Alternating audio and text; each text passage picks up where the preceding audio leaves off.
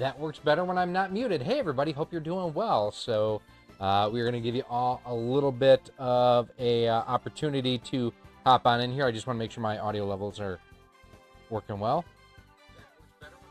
There we go. Everything seems to be coming through as it should be, and we will be keeping an eye on the chat as we go along. Hope everybody is having a good weekend, a good Sunday, and yeah, we just wanted to hang out and do a little bit of a build with you here. I know you can't quite see the top of the box. We'll zoom out here in a moment for you. We just want to get the get everything up and going and making sure that it is working as it should be.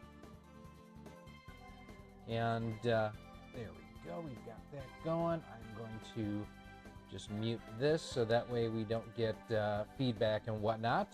Milo M, awesome. Thank you. Yeah, I was having some issues with this mic. This isn't my traditional mic, as you can tell. I normally have a boom mic in front of me, but for this I'm going to be moving around quite a bit and didn't want to have a boom mic hanging out here. So we are today in the 3D printer shop. And the reason for that is, and I need to change my window orientation here just a little bit. There we go. I do love me some 3D printers. And it helps make me some money right now too, which is a good thing. So what we have on the bench here, this is the Creality Ender 3 V3. And basically what this is it is a, oops, sorry, that blurred there. Didn't mean for that to happen. Again, new setup. We're trying new things out. We'll see what it does. So what I have next to me to this side, so this is a Creality Ender 3 V2 Neo. And I bought this a little bit over a year ago. And the design of it is basically the print bed goes back and forth for it to go ahead and move the model around. And then this axis goes up and down. This is a very traditional sort of 3D printer that, like, they've been making these since 2017 or some variant of the Ender 3 lineup of printers. So what this does here is it is more in common with our Creality K1 that we have here, or even the two bamboo printers that we have. So basically what this does, that this similarly does, is it gets rid, first of all, of these roller wheels on the print bed and on the axis here, so that way it's a lot smoother. You don't get a lot of the resonance issues that can come through. It's also basically, so this is called a Core XY printer, and as you can see, we actually have a Game Boy stand for one of our orders that just popped up. By the way, during this live stream, if you check, I do have a pinned post. The discount code, if you want to save 10% on everything on our website, is E3V310. There we go. So where this one, the bed moves front to back, this one, the bed, and both of these actually, the bed only moves up and down, the print head moves back and forth. This is essentially this laid on its side. So one of the nice things about this too versus this one, and this is a slightly larger version. This is the Ender 3 V2 Neo, or I'm sorry, the Max. And the Max just has a bigger print bed. That's the main difference.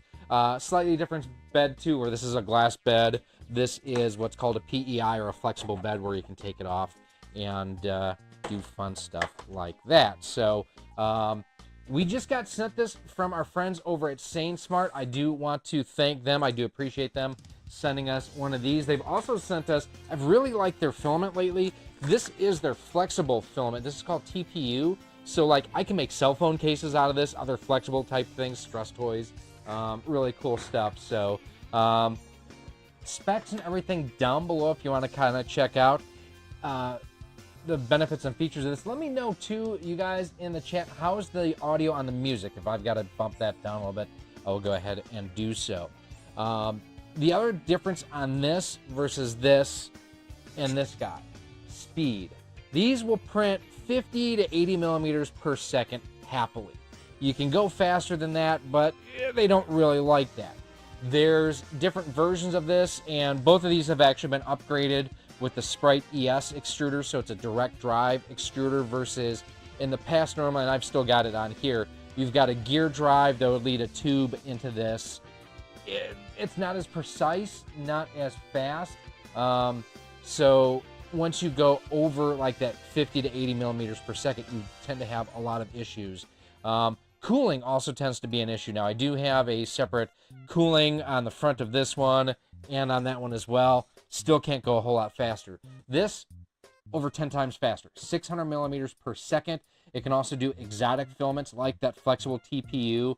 It can do the most common type of 3D filament is this here. This is called PLA, and that wasn't good, the way that that just snapped. That's a good sign that this probably has some moisture in it, and I do need to put it in my dryer, which I have. So what I love, Ruben, you are the man. Did you get your stuff? Let me know if it arrived. Ruben, one of our frequent commenters, big supporter of the channel, did place an order recently as well. Want to make sure that he got all of his stuff.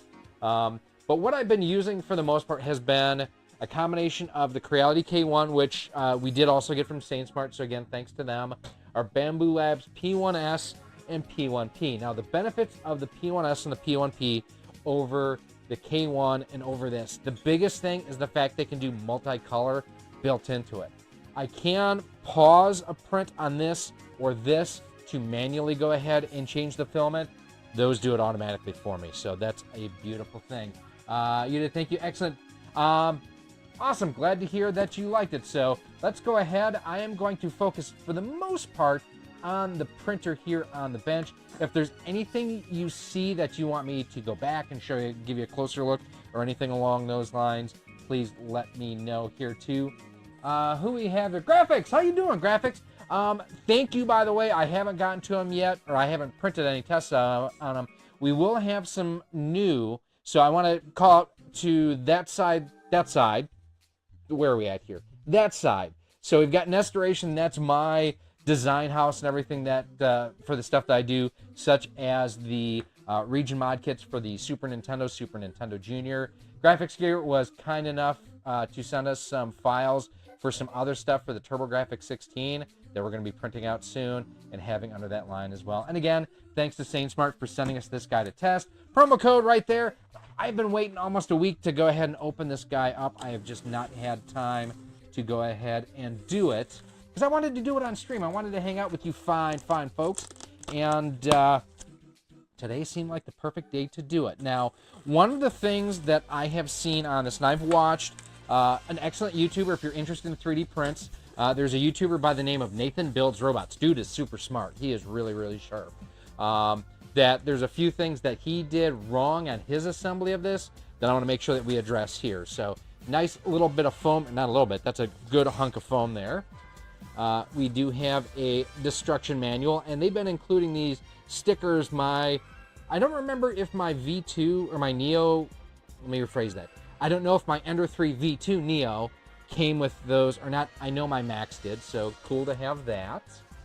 Let's see what else we have here. We have, it's nice to see that they do this. This is a little sample of filament. I don't like using these simply because it's not on a spool and it can get tangled and cause other issues. But for like bed leveling, which we're not going to have to worry about with this, this is good stuff to do that with. It's kind of throwaway sort of things. Let's see what else we have here. This is the touch screen, which looks, at least from the research from the website and everything, looks to be the same display as our K1 and the K1 Max uses. So I'm looking forward to that. Let's see, Graphics, good to see you and seem like you're in good spirits. Fake it till you make it. I'm getting to play with a new 3D printer, so I'm excited about that. We've got some parts. Oh, I think this is the cable clips that'll go on the back of the bed. So this is called PTFE tube, and even though it is a direct drive, meaning the filament will go straight into the print head itself, there's no extruder gear or anything like that. It's all built into the print head. It still has a little bit of tube to guide everything in. Now, we do also have, this is the side spool holder, which we're going to go ahead and we're just going to assemble real quick, and I believe it goes like that. Hey, we've already built something. That's cool. Let's see.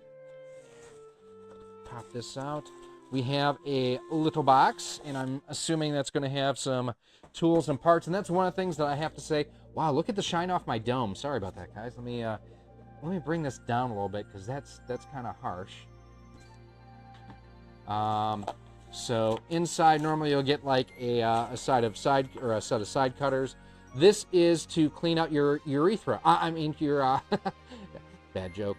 This is to clean out the nozzle if it ever gets plugged. I've actually got my little tool holder here that we will put that in. We have some, people call these bolts. These are not bolts. These are screws. These are, it's either a 2.5 or a 3 millimeter Allen head screw on here. Urethra joke got you, didn't it, graphics gear? They do include some tools, including some Allen wrenches, a tool to remove the nozzle, and then looks like a flat blade screwdriver. I'm not going to use these, and I'm going to show you what I'm going to use instead in a few minutes. Let's see, what else do we have? This is CX and H. Oh, metal grease. This is probably for the rods and everything. It does have a, let's see, this is just a straight USB thumb drive, which slightly different than what the K1 came with. The K1 came with one that almost looks like a SanDisk one. This is like a very generic looking one right there. Wow, that's overexposed. I'm gonna take me a second here. And I apologize that we're doing it live. Bleep it, we're doing it live. So exposure mode.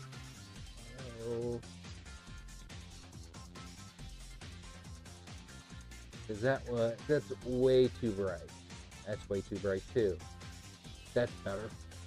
Although I hate the fact there's something with the refresh rate on these lights that really kind of screws things up. 3, 2, 1. Oh, that's bad. That's better. I think that's what we're going to use, and we'll deal with that. Okay, so there we go with that. And then, let's see. Oh, and again, these are the, I call them nippy cutters. Some people call them sprue cutters. They're just a set of snips. You'll want to hold on to these because these are great for cutting your filament. So we'll set that aside there.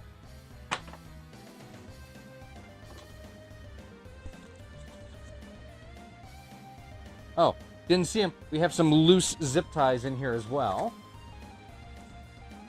And then here's what I love, what I've seen about this so far. And hang on, this is part of, and this is a 3D printed print too. This is for part of the spool holder power cable. And then, because I'm a stand-up kind of guy here, let's see, flush cutters. Yes, some people call them flush cutters too. It all depends on what your background is. So for me, with models in RC and whatnot, they are nippy cutters or side cutters. Here is the gantry and everything that, I mean, on my previous printers, not including those guys behind me, I had to put the extruder and everything on manually. So the fact that this is already pre-assembled, I am loving that. Ba-da-ba-ba-ba. Now this is a big improvement actually over what the K1 behind me came with, and I'm pull it out here in a sec so you can see.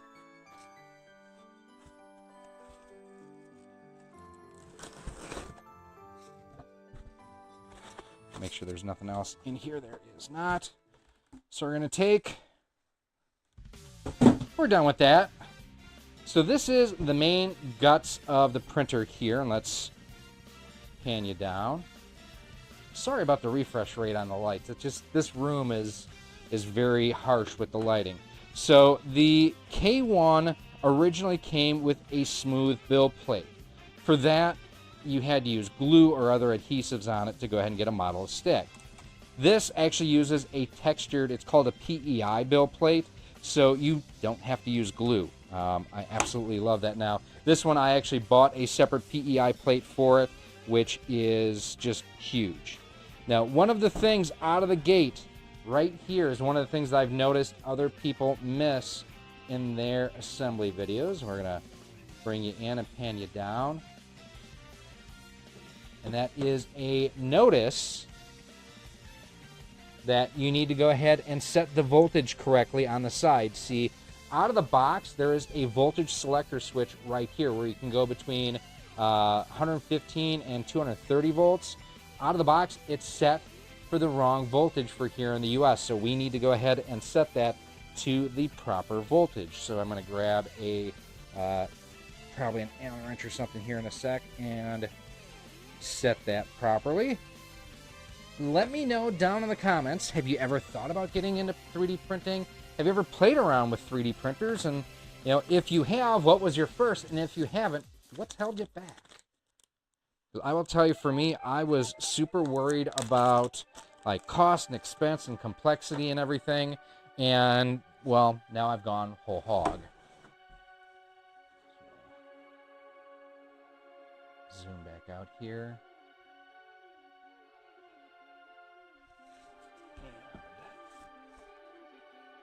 Yeah, out of the box, this is set for 230 volts. So set it to 115 and we're good to go. Now, it's important to do this now because when we put the gantry on, it's going to block that switch. So you cannot change that later on. Let's see. One thing Pandemic taught him is he sucks at 3D printing. I tried this in resin printing. Resin's a pain and it stinks. Maybe my highest hold temperature fluctuates too much. Whenever the case, I never succeeded printing everything. I understand that, and I will tell you that the printer makes a huge difference. I started with an ANET ET4, and it taught me a lot and how to fix a lot of things because I was constantly fixing stuff.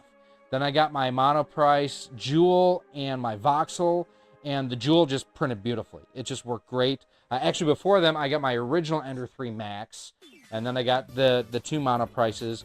Then I got this one, and then I got the Max, the P1P, P1S, and then the K1, and now this.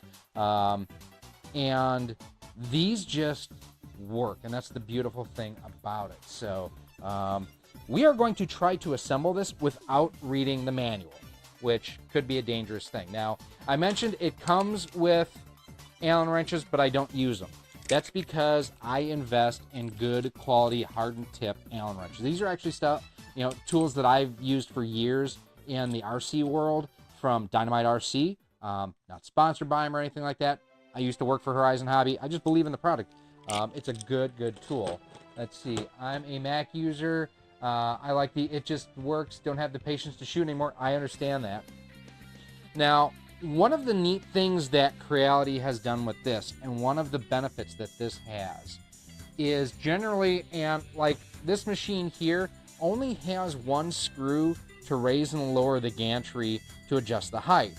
And it's a cheaper way to do it. The problem is because the side of the gantry on this side isn't supported, it can sometimes droop, making it really difficult for you. Hello there. Making it really difficult for you to go ahead and get everything to level.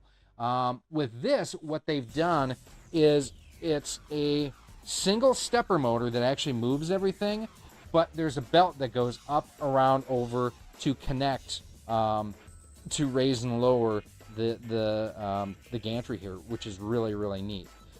They've also gone with these guide rails for what your print head moves on versus this with the V-groove type rails. These, especially with the wheels as they wear, because it's just a plastic wheel, you can get flat spots, inconsistencies in your print. This should definitely really last just a longer time without needing to replace and upgrade parts. Now, for this, the other nice thing about this is the way that it's built. The parts just key into themselves, and then you use the screws, not bolts, to go ahead and tighten everything down. If I can get everything aligned, maybe. Thinking about it. Can we? There's that one. What are we doing wrong? There we go. Okay. And now for this, there's a couple of screw holes here and here. And actually, like I mentioned, we have to remove that sticker because the sticker makes it sicker.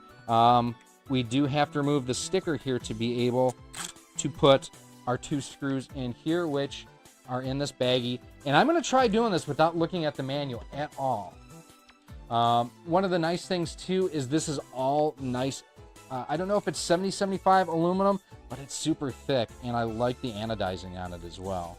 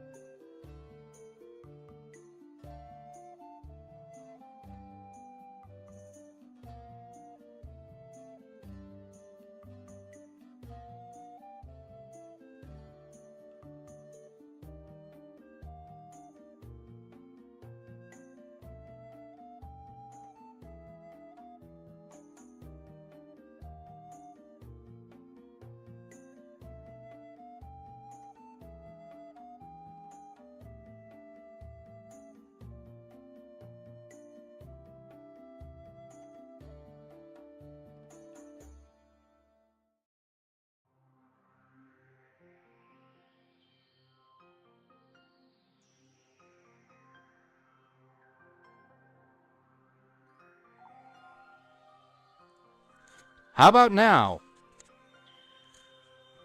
Wow, that seemed loud. I'm sorry if that blasted out your ears. Is that any better? And is it coming out? Let me check my monitor here.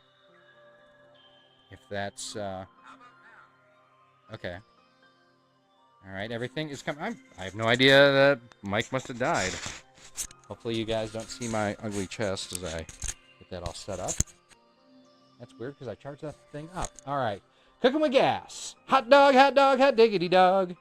So when I'm assembling a gantry like this, what I do is similar to like when you put tires on a car. I don't tighten them all down, and I tend to do a star pattern. So we're going to get these two in here and just kind of get them started. Maybe, maybe not. Is that too long? Hang on here.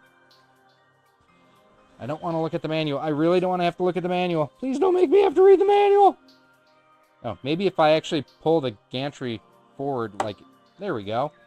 That's what the issue was. So kind of slide the gantry forward in here, and we'll get it going.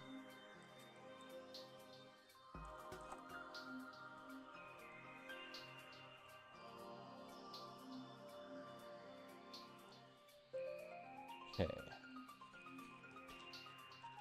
And the funny thing is, it's half assembled now. I mean, getting to this point on that printer took me 45 minutes. I mean, it is amazing how far 3D printers have come in a very, very short time.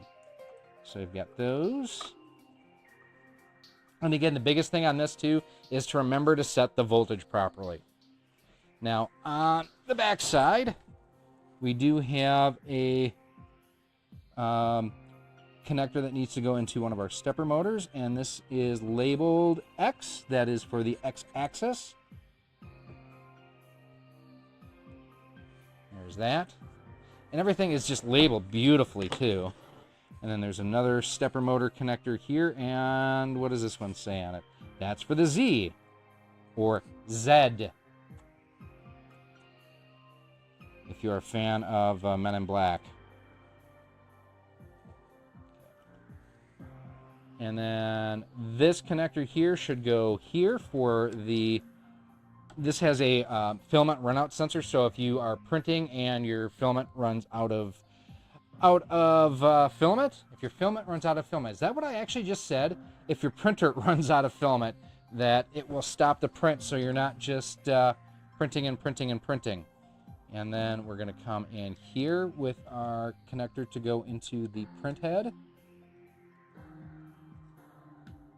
Did I really say if your filament runs out of filament? I'm stupid. Now we're going to take this and we are going to gently put it on its side. And then there are. English is really my first language. There's 2 screw holes, looks like here and here, there and there, that we are going to put these guys in. And I mean, you can see too, like when I talk about using good quality tools, these just make it so, like, I hate, where are these here? I hate these L tools. These things are garbage. Don't waste your time. They have soft tips. Looks like it has some nice subwoofers. Yeah, just about. Oops and cats. You know, it'd be kind of neat, and I could do it. I could tap in, is I could put LEDs in here. Although it'd probably get repetitive, and I'm not always in here when it's printing. Now, one of the things I will say, when you first set up a new printer, kind of stick around the area during the first couple prints just to make sure, because bad things can happen. Now, one thing we have to do yet too is we have to put the screen on.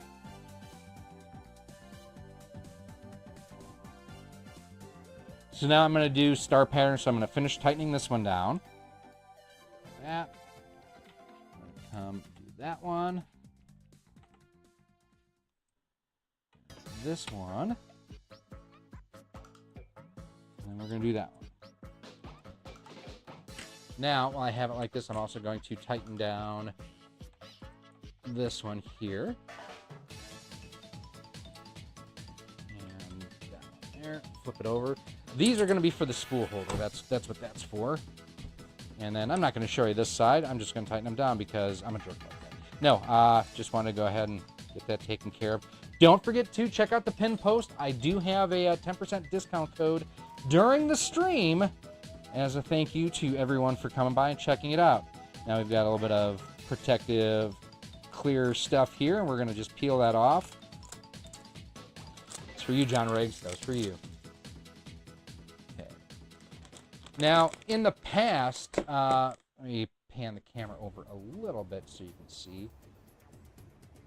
Down, not up, dummy. So in the past, they used like this type of input on it. So not a touch screen, uses a roller dial, and then you can push it in as well to go ahead and kind of go through the menu settings. This guy here uses a really, really nice touch screen that Stan Bush would be impressed with. Please tell me someone gets the touch reference. I dare to believe you can survive. So it actually goes that way. And then this ribbon cable plugs in right there to there. And unfortunately, I've got to do it this way because I just need to be able to see it. And that does not have a lot of slack.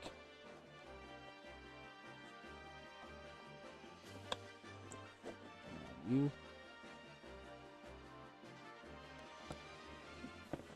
that's connected.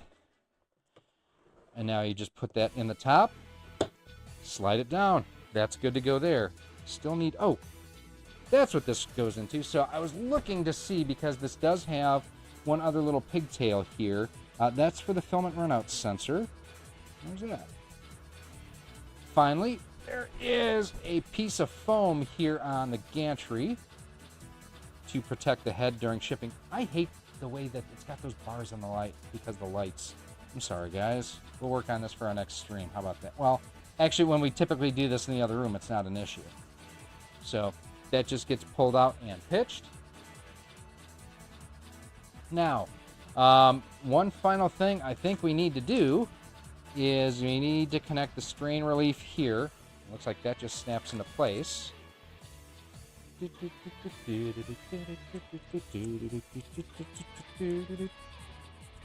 then there is one final thing I do want to just double check, because there's some clippy-doos here. I think that's to hang on to the PTFE tube. But we shall double check that.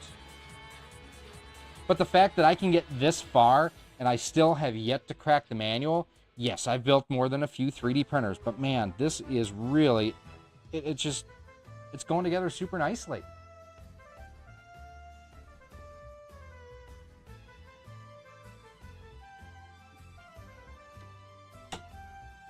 There. And that keeps that connector protected there.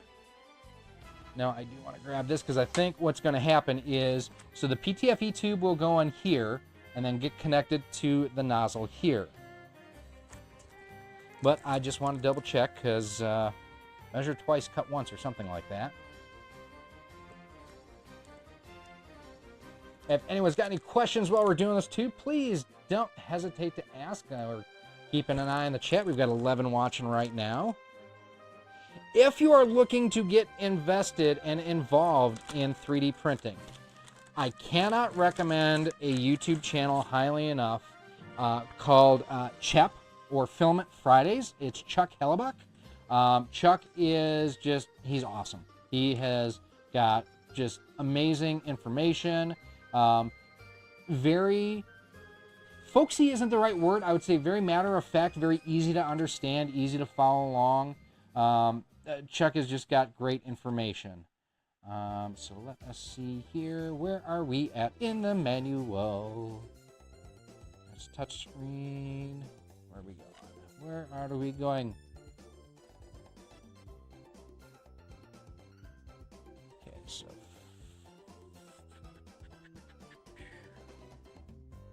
you know, the manual doesn't say, it doesn't say, but it shows, and unfortunately I can't really get you a good look here. So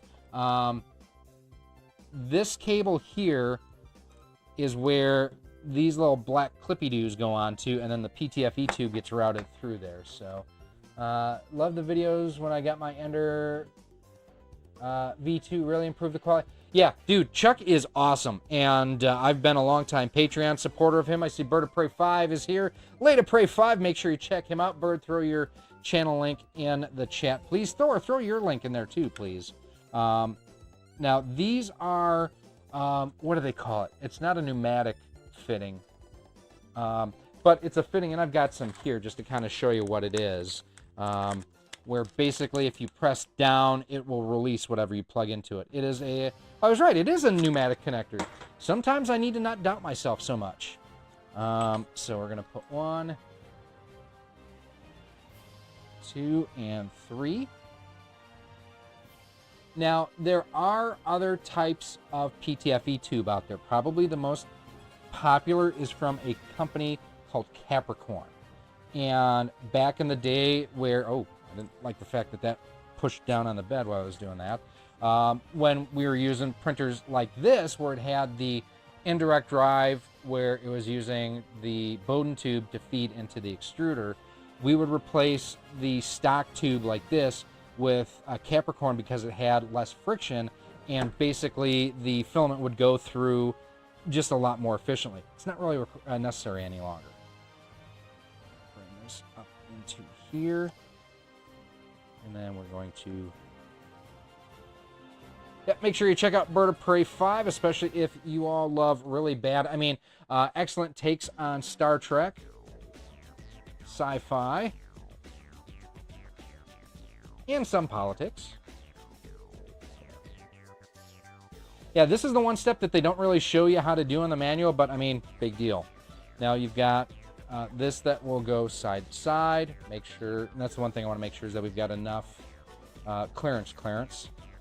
Over, under, done. Roger.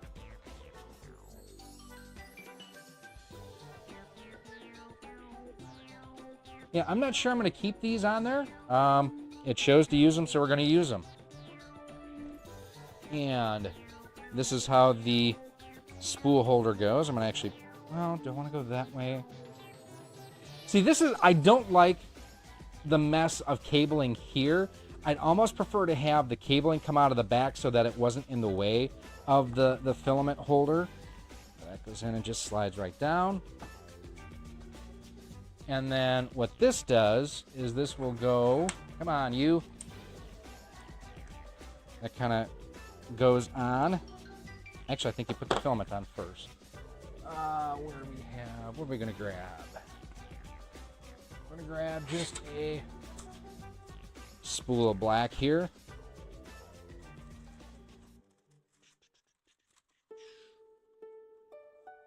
There we go. And then again, we do want to thank Sain Smart for sending us one of these guys to check out. They've got printers, accessories, filament, a whole lot more.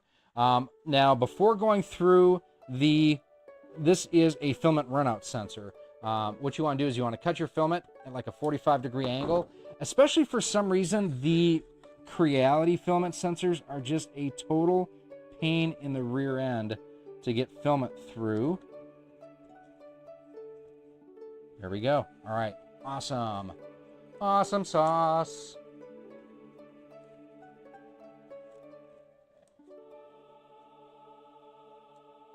Now, I'm not going to feed the filament all the way through to the head yet. Let's see here. So this is supposed to go around. Snaps onto place and I guess acts like a support or a brake. Something like that. I don't know. I don't know. All right. Now let's go ahead. We're going to grab the power cable. And we're going to go through the initial setup. And why don't we print something?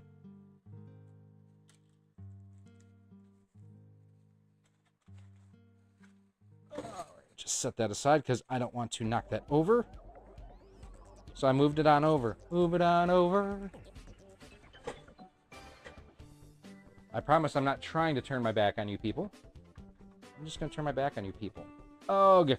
All right, that's what I was afraid of. So we will actually move our Ender 3 Max out of the way. Oh, and if you haven't done so yet, make sure you subscribe. But we are going to move our Max out of the way here. Jinx put Max in space. Jinx and Max, friends forever.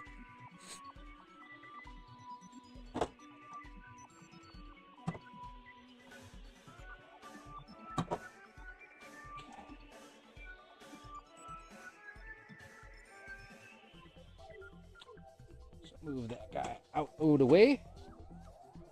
And then we'll bring this back over here, and we'll bring you a little bit closer. We'll be a little bit more intimate, shall we? Oh, I don't like that spool holder placement. Ugh! That's no bueno. All right, I'm going to have to print something. Let's get a different view here. And this way here, too. There we go. So the filament hits my printer over there, which is not cool. I'm going to have to print something that'll go around here. It feels like... Are there... Yeah, there's actually 2 threaded taps, shall we say, that are here that I can go ahead and attach something to. In the meantime, we're going to move my K1 over a little bit. Now, one of the cool things about this, too, is the fact that, for some reason, that cord is stuck on something. No, I'm going to actually move the filament for a second. Wow, I don't like that. Why did they do that? Well, so part of the issue here is I actually printed out and I'm using a side spool holder here on my K1. So that's taking up a little bit of space here for the time being. We are going to remove that, and I'll move that filament up top. Drop tested from 5 feet.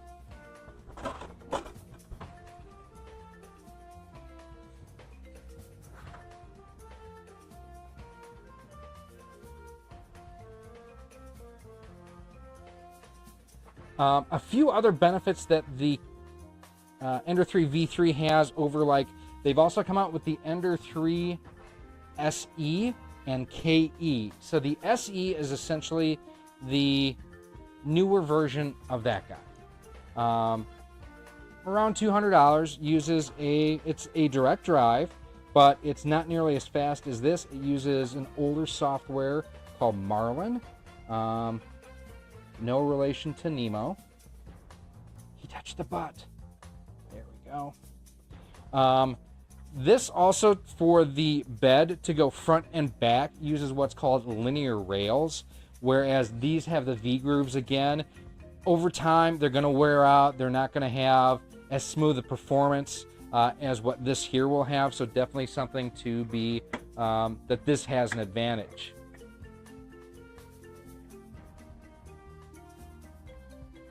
Yeah, I am not thrilled with this spool holder, I will say. Now, going through the menu, we're going to select language, English, because I don't feel like having a challenge. I have read the privacy policy, even though I haven't. You're going to see my back for a second because I'm going to set up my network, because you can network this to your home Wi-Fi.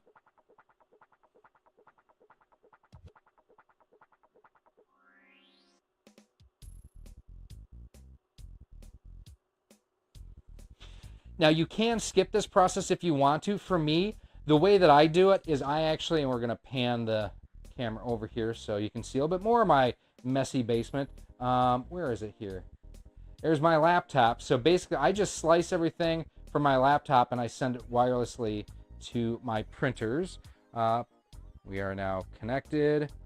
What is our time zone? UTC 6, is that central? Not sure if anyone else knows. That's what we're going to set up with for now. We can always come back and change it. And then please scan to bind your device to the Creality cloud, and it's set right now for international. You don't want to select mainland China. So we are going to go ahead and scan that. I am already a user of the Creality cloud because that's what I use on the K1. Oh. So you can't just open your camera and do it. You actually have to go into the K1 app. Bear with me for a second. I have to turn off my furnace because I am downstairs.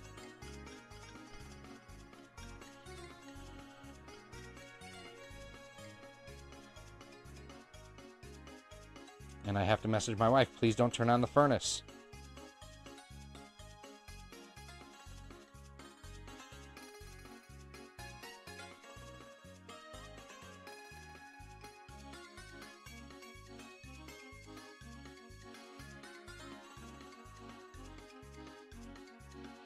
So now we will go into the Creality Cloud app, which it's okay.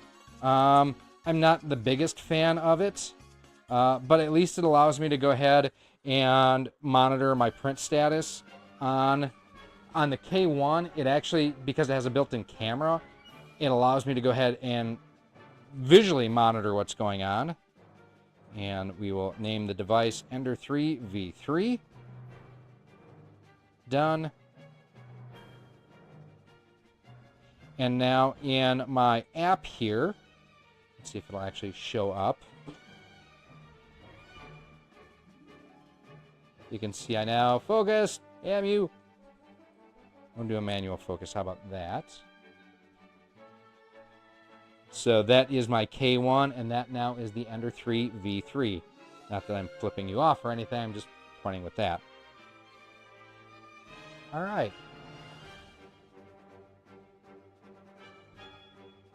Go back to manual focus or autofocus there.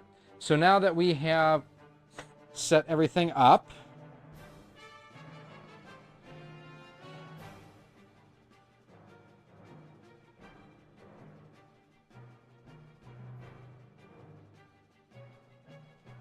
we will go in and next and self-check. Please welcome to the self-check process. The self-check process is expected to take around 15 minutes.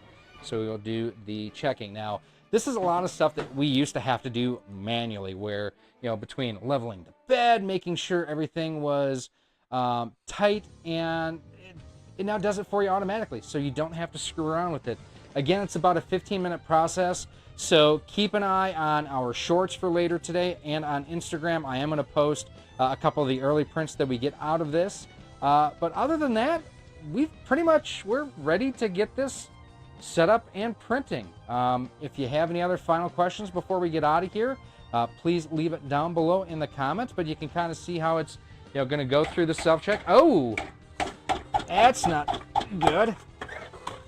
So clearly, it has to go. That wire's got to go behind. Probably would have said that in the manual if I would have read it. But just another thing where I'm going to figure out some kind of a amount to put that up top here now. Error, unknown exception. Okay. Let's go. Do I have to go back? I may have to just power cycle it. Let's see here. So we'll power cycle it and see what it did. Don't do that. That's bad.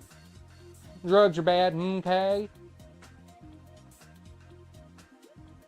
Again, thanks to Sain Smart for sending us one of these to check out. We're going to be we'll be running some of their TPU or their flexible filament through here in some of our tests. And then if you're looking to pick up any of our 3D printed gear as well, use promo code E3V310 at checkout. Link is in the pinned comment there, and save you 10% today only. So next, I have agreed. So going to make me want to set up network again. We are set up next. I believe. Okay, so it stored that. Next. Start detecting. So it's going through and it's doing everything now. Now, the nice thing too about this particular machine is it shares a lot with this machine. So it uses a very similar type of print head. You can use a lot of the same nozzles and everything, such as, where did I set them here? Dang it, I had them out too, specifically to talk to you. Oh, here they are. So Sainsmart actually does have a 4 set of nozzles in different sizes. So this comes with a 0.0 or 0.4 millimeter nozzle out of the box. You can get a finer nozzle, so a 0.2, or a wider one like a 0.6 or a 0.8. Basically what that means is the smaller the diameter on the nozzle, the more detail you can get, and the slower it will print. A larger nozzle will print faster, less detail. A larger nozzle will also be compatible with more types of filament. So here it's going through and doing the initial bed level. It's going to do, I think it does 5 points across is where it tested out. And we'll kind of let it do its thing and check out. We've got a couple of questions. Yep, the Mario block. That is something that I printed, and I actually shared on a YouTube short how I did the casing on that. Yeah, that's the word I'm looking for, the case. So yeah, that's actually really, really cool. So this one out of the box, so this is a P1P. This is the P1S, almost the same printer. This one actually came with an enclosure. That one, it was an optional accessory. So I'm like, if I've got to add it optionally anyways, I'm going to add some style to it, you know? So we've got the Rock Solid logo on the front of that case and everything. Now, I don't know if you can hear it or not, but it's actually doing a resonance test to test out the vibration of the machine. So that way it kind of helps compensate for that. Compensation. There, you can probably hear it now.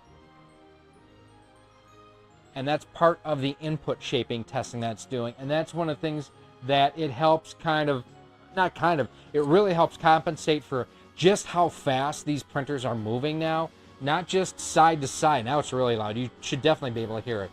Not just side to side, but front to back and top to bottom. Now this particular type of printer is called a Core XZ versus this is a Core XY. The main difference is just the axes that are moving throughout. This is also called a bed slinger, where the print bed will go back and forth. Where on this one, on the other three on the bench here, they are fixed beds, so they simply go up and down. Any other final questions? Otherwise, we're going to get out of here. We are coming up on an hour, and quite honestly, it didn't take us nearly 15-20 minutes to go ahead and get this put together, which is, you know, what they advertised, and it's what it delivered. So definitely love seeing that. Hey Matthew, how's it going? Now, as it's going through and doing these resonance tests too, you don't want to touch the printer. You don't want anything else. Like I've got the other 4 or other 3 printers up here. You don't want them running during the resonance test because it can throw off the test basically. But yeah, I'm really happy with the build quality of this. As you saw, it went together super well. I hate the spool holder. That's going to be one of the first things I do is I'm going to be printing a different spool holder to mount the spool to the top. Very similar to like what our Ender 3 Neo has. Wrong side, we'll go that way. So how this one has got the spool holder up top, that's exactly what I'm going to end up doing for this one here. Above and beyond that, you know what we're going to do is, because it was a shorter stream and everything, I'm going to leave the promo code going for the rest of the day. So if you watch this after it's done being live, go ahead and use that promo code pinned in the corner down below, right there. So that is E3V310 to save 10% on our website on our 3D printed gear. And I'm sure you're going to see stuff coming off of this very soon up on the site. Now, a couple minor things in the setup here before we wrap it up too is the fact that when you go ahead and first start spitting filament out of here, you may see some white filament come out to begin with. That's normal. Even if you're putting, like we've got black in here, if you're doing red, purple, green, whatever color you're doing, they actually do test these at the factory before they ship them out. Yes, promo code, woohoo! So you can get yourself a PlayStation 5 or a Captain Picard bust that you can then go ahead and break, bird. Yeah. But so if you see a little bit of white filament coming out of, most printers have something like that out of the box. Excuse me. Hey Scott, how's it going?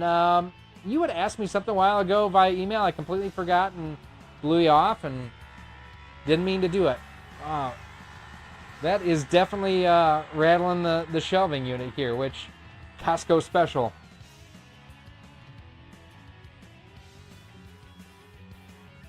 But then, one other, and granted, this is on the K1, but it also has, I didn't even have to pop it off there.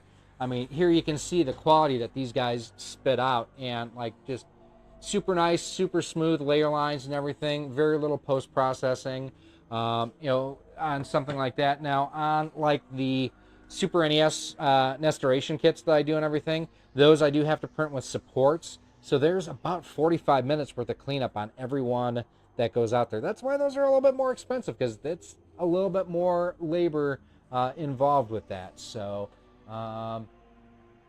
above and beyond that, we're going to continue just letting this thing do its thing. And like I mentioned, stay tuned to Shorts, stay tuned to Instagram later on today. The first couple prints that come off of this thing, we will definitely have posted up there. But if that is it, and I think that's it, it's still going through and just doing its input shaping, and it'll do auto leveling here in a little bit. Final thing I just want to say too, again, for everyone who came by Monday night and helped us with our charity stream where we were raising money for the American Cancer Society, thank you all so very, very much. We did hit our goal. We were trying to raise $500. We did just over $550. Our community raised over $550 for the American Cancer Society in memory of my mom, anniversary of her passing, so I do appreciate that. To all those who are Irish today, happy St. Patrick's Day. It is St. Patrick's Day today. And I think at this point we're going to let this plug and chug. We are going to wrap it up here, but it is something that I did want to go ahead and just share with everybody as we go ahead and did the build. So we've got some extra doodads here that we can go ahead and pitch out. And anyone want stickers? This will probably wind up in a box somewhere. Auto leveling is a godsend for the 3D printers. For 11 years, my 3D printing was always a pain to level. You know what's funny is even if it had auto leveling recently, like my ANET, you still had to go through and screw around with the bed. It kind of gave you an idea and compensated a little bit for it. And I mean, I've got a lot of things I'm compensating for regardless. It did not, it was always a pain. The Ender 3 V2 Neo was beautiful out of the box for auto leveling. The Max was pretty good as well, but still had to dink around with those a little bit. The fact that these are now solid beds, there's no screws or adjustments whatsoever. It's made setup so much easier. I'm very excited to get this thing printing and going. But speaking of going, you can actually see what it's going to do here for the auto level. Now, here's one of the other things with the filament down there. I don't know if you could see it, but it kind of bunched up in the back right when it dropped the gantry back down. That's not cool. That could definitely lead to stuff getting hung up later on.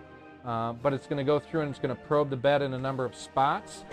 We're going to move this off the bed, which again is something I'll have to reroute how I have that going. But I think once I get the that spool holder up top, that is going to be the way to go. Or I might even have, I may put, so I've got this guy here, which I'll show you. This is a filament dryer, so I can actually have 2 spools of filament at any time, and then have a, you know, PTFE tube come out of here, go onto the printer. I may do this instead. This will probably be the better way to go in the long run.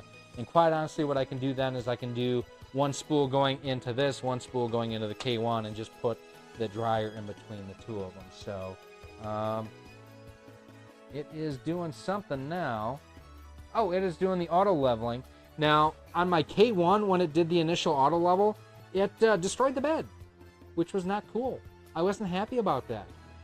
It actually set the nozzle height way too low, and it gouged the bejesus out of the bed.